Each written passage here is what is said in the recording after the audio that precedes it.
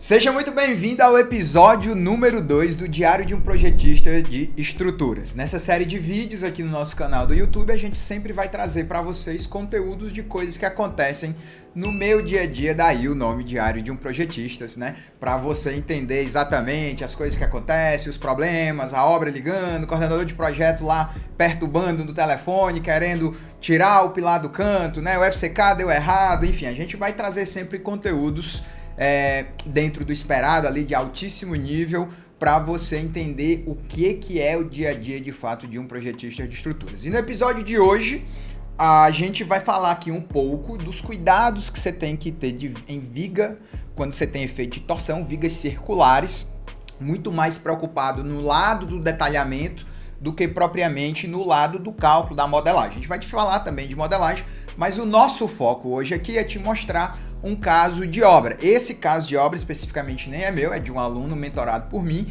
que a obra ligou para ele porque a armadura não estava chegando lá no apoio, né? E é óbvio que toda armadura de viga tem sim que ancorar lá nos apoios, tá?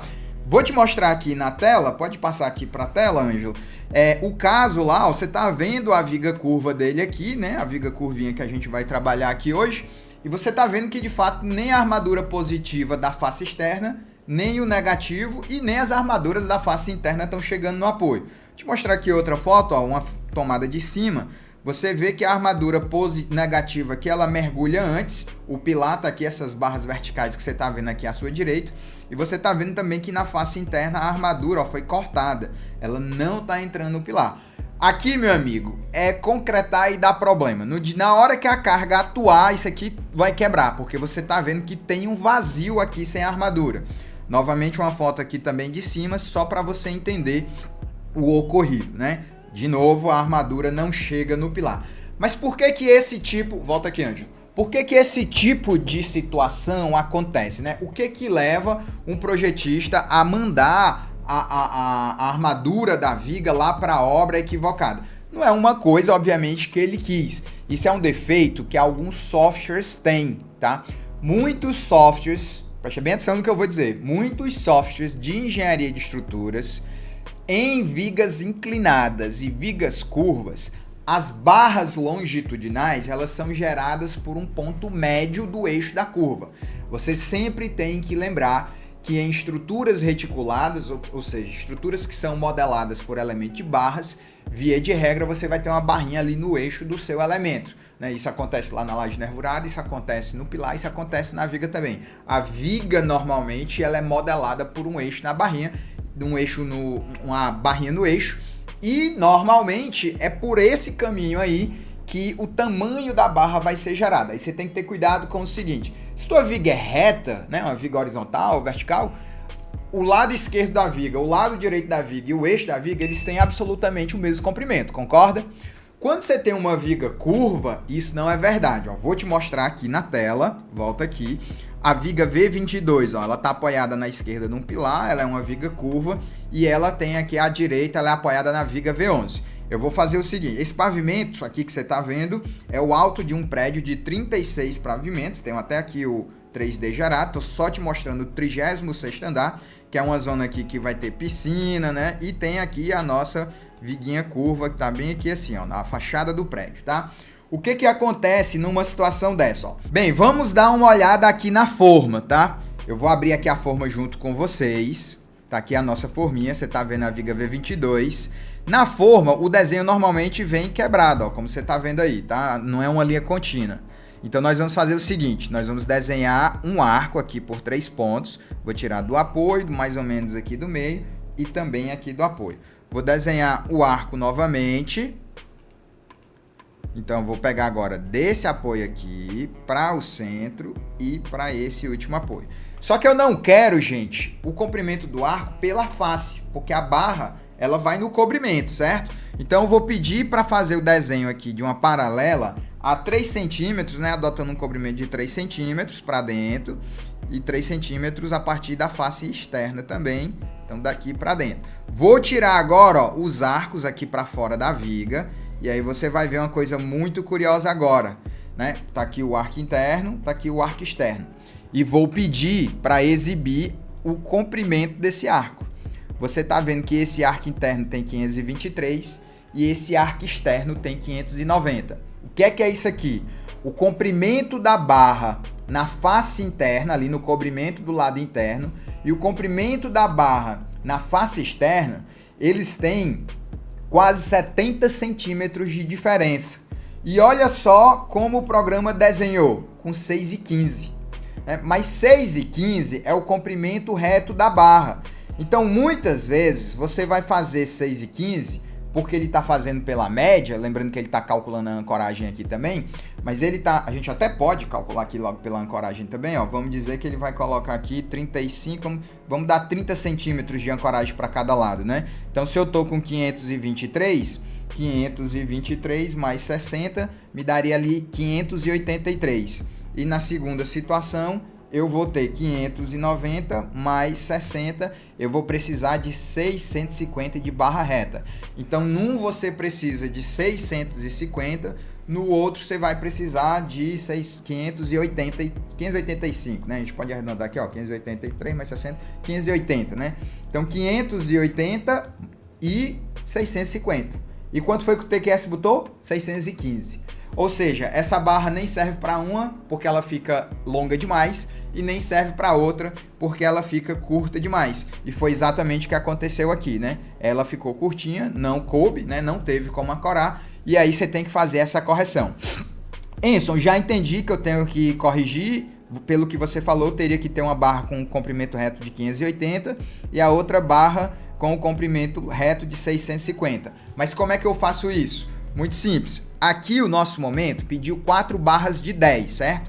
4 barrinhas de 10. Então, duas dessas barrinhas, você pode fazer o seguinte. Você pode botar ela na mão grande com 580 e a outra você bota na mão grande com 650. Eu gosto de sempre colocar uma dobrinha aqui, né? Porque eu já estou acostumado. Se bem que com ferro de 10 dá para botar uma dobra de 15.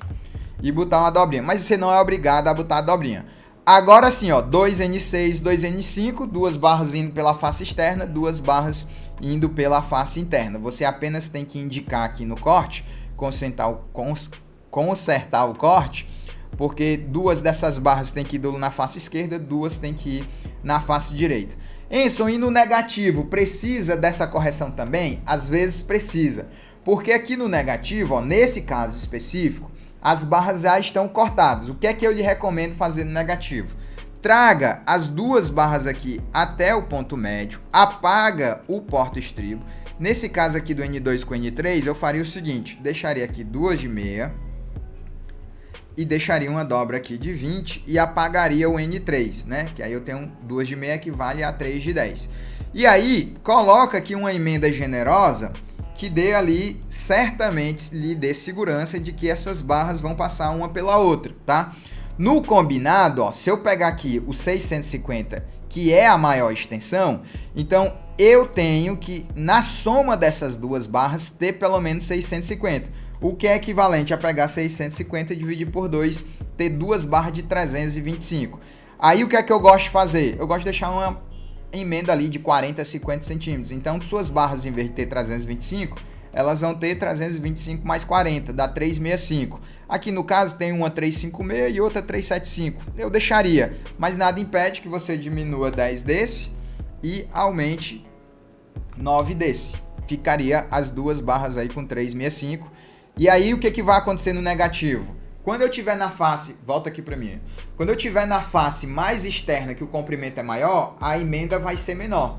Quando eu tiver na face mais interna, a emenda vai ser maior. Em ambos os casos, tudo ok, tá?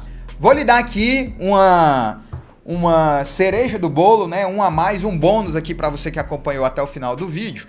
É um jeito de você armar o positivo que eu acho que é mais interessante para a obra também. Quando você tem assim, ó, múltiplas barras, né, 3, 4, 5 barras, o que é que eu gosto de fazer, gente? Você está precisando de 4 barras de 10. Eu gosto, para não deixar a barra inteira, né, que é difícil às vezes para a obra, eu gosto de fazer o seguinte, eu gosto de duplicar a minha armadura, então eu vou duplicar essa ferragem, vou fazer uma emenda aqui no pé do apoio dela, tá? Uma emenda aqui no pé do apoio. Enzo, de quanto vai ser essa emenda? Vamos lá fazer a continha, ó. Deixa eu até dar um... Já a gente já ajeita o ferro aqui. Mas a emenda é o seguinte. Eu estou na região de boa aderência com 30 MPa de FCK, tá? Então eu vou botar 34 Fi por norma, vezes a bitola de 1 centímetro, e eu vou botar vezes 2, assumindo que eu estou fazendo a emenda na mesma seção, também critério normativo. Então eu precisaria de uma emenda de 68 centímetros, eu vou fazer uma emenda de 70. Então eu recomendo você fazer o seguinte, ó, bota a dobra de um lado, aqui eu vou botar 100 só para poder esticar minha barra, na verdade faltou aqui tirar o 15. E agora eu vou fazer uma emenda dessa ponta aqui com essa de 70 centímetros.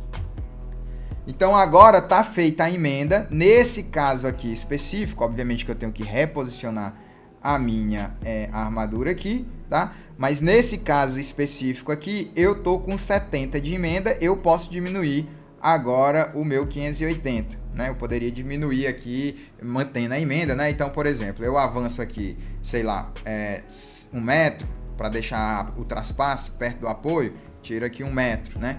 Só que eu não vou fazer isso só no N3 e N5, eu vou fazer isso também no N4, só que a emenda vai ser do lado esquerdo, então o N4 vai virar um N3 e um N5, só que espelhado, né? Aí isso aí eu vou deixar por sua conta para você fazer. Qual que é a vantagem de fazer isso? A vantagem de fazer isso é, de novo, você vai ficar com os ferros todos iguais, na zona que a face é interna, né, é um comprimento, um perímetro menor, a emenda aumenta, na zona que é a face externa, a emenda é um pouco menor, mas ainda assim você vai deixar lá os 70 centímetros. Isso tem a vantagem de que para a obra, em teoria, ali, isso é um pouco mais simples de montar, porque o ferro reto não está contado, né? A obra tem liberdade ali de dar uma mexida e, obviamente, você não ter mais situações como essa aqui da tela, onde a tua armadura não chega mais no apoio, tá? Para finalizar aqui o nosso vídeo, se isso aconteceu com você, a obra ligou, o que é que você tem que fazer? Você tem que calcular uma emenda, tá? Então, deixa montado lá, você bota, ó, uma ferragem aqui por dentro, entrando aqui no pilar, mergulhando aqui no pilar. Aqui também. Aí, cuidado, a depender do seu ângulo entre apoio e viga, entre pilar e viga, talvez vai ser necessário você fazer aquela emenda lá do empuxo no vazio, né? Esse ferro vai até o lado de lá e esse aqui azul, ele vem aqui por dentro, né? E faz um cruzamento aqui, tá bom? Isso é uma coisa que você tem que ter realmente a delicadeza aí de analisar. Mas a rigor é botar um ferrinho aqui no negativo e no positivo por dentro, lembrando que essa emenda aqui vai ter que ser 2 vezes, né, os 34 Fi lá de boa aderência, tá? 2 vezes 34 Fi, que é o que você tem que ter lá por norma. Lembrando o seguinte, volta aqui para a tela, né? Tá na tela. Lembrando o seguinte, tá, projetista? Se você tá numa situação que seu FCK é diferente de 35 MPa, então já não é mais 34 Fi. Tem que calcular lá o comprimento de ancoragem básico. Lembrando também que se você estiver usando um AS necessário, um AS efetivo bem maior que o AS necessário, você pode corrigir o comprimento de ancoragem também nas emendas, tá? A emenda ela é função, o tamanho da emenda é função do comprimento de ancoragem, e o comprimento de ancoragem é a função de FCK e da bitola, tá? Então fica aí esse cuidado para você ter nas suas vigas curvas. Por fim, quando você tiver viga curva dentro do seu modelo, sempre lembrar de marcar lá a viguinha como tendo torção, tá? Dependendo dos seus critérios, você vai lá em modelo, ó, bota aqui, liga aqui abaixo, bota 6,67. Independente do programa que você estiver utilizando, pode voltar aqui para mim, você tem que verificar se a torção está sendo levada em conta em vigas curvas, tá? Isso é muito importante, porque o cálculo da torção precisa ser feito e aí você tende a aumentar ali o seu AS no estribo. Beleza, gente? Então, se você gostou desse conteúdo, dá um like aí pra gente e segue aqui o nosso canal no YouTube. Até a próxima!